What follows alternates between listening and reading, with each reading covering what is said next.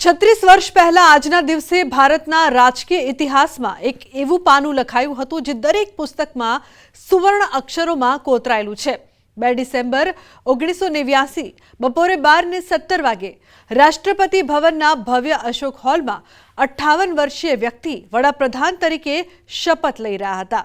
તે વ્યક્તિ વિશ્વનાથ પ્રતાપસિંહ હતા, જે ભારતના 7મા વડાપ્રધાન બન્યા। તે સમયે વીપીસી વિશે વારંવાર એક સૂત્ર સાંભળવામાં આવતું હતું, તે હતું તે રાજા નથી પણ ફકીર છે, તે દેશનું ભાગ્ય છે। તે ફકીરે ફક્ત 323 દિવસ શાસન કર્યું, પરંતુ તેણે જે કર્યું તે ક્યારેય કોઈ વડાપ્રધાન દ્વારા પૂર્ણ થયું નથી। દેશના સર્વોચ્ચ પદ સુધી પહોંચવાની તેમની વાર્તા કાગળના ટુકડાથી શરૂ થઈ હતી। આજ સુધી કોઈએ તે કાગળ જોયું નથી, પરંતુ 1989ની લોકસભા ચૂંટણીમાં તેણે એવું તોફાન મચાવ્યું કે રાજીવ ગાંધીની એક સમયે 415 સાંસદો ધરાવતી મજબૂત સરકાર એક વર્ષમાં જ તૂટી પડી હતી। આ બધું એપ્રિલ 1987માં શરૂ થયું। તે સમયે રાજીવ ગાંધી પાસે બધું જ હતું। 1984માં ઇન્દિરા ગાંધીની હત્યા પછી સહાનુભૂતિની લહેર પર સવાર થઈને કોંગ્રેસે 415 બેઠકો જીતી। એક યુવાન વડાપ્રધાન, એક સ્વચ્છ શ્રીમાન છબી, કમ્પ્યુટર ક્રાંતિનું સૂત્ર અને દેશ માટે નવી આશા। લોકો કહેતા હતા કે રાજીવ ગાંધીની સરકાર 20 થી 25 વર્ષ સુધી ચાલશે।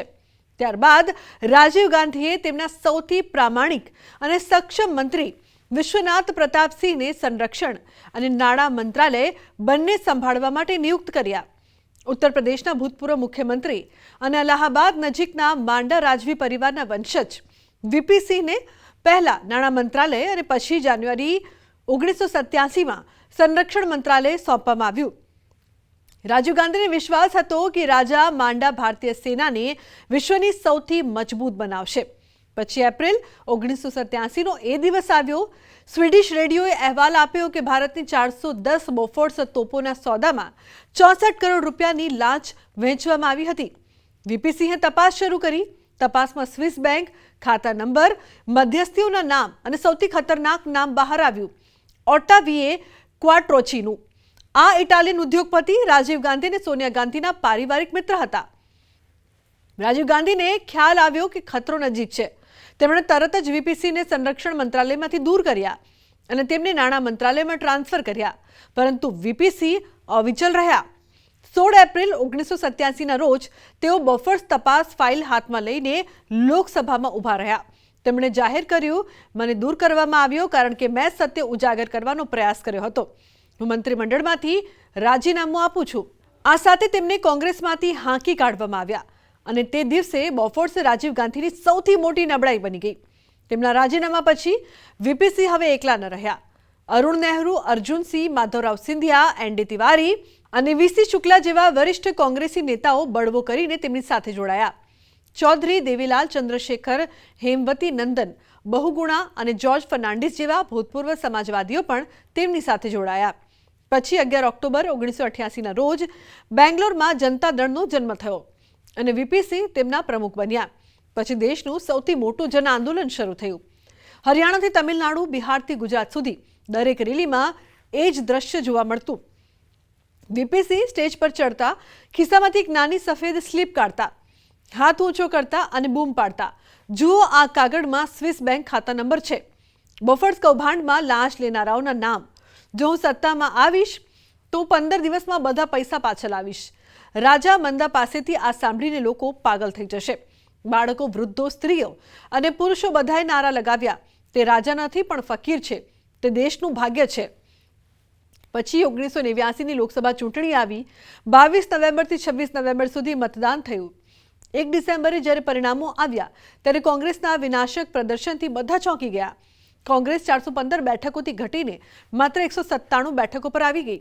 જનતા દળ 143, ભાજપે 85 અને ડાબેરીઓએ 45 બેઠકો જીતી। વીપીસીની યુક્તિ કામ કરી ગઈ।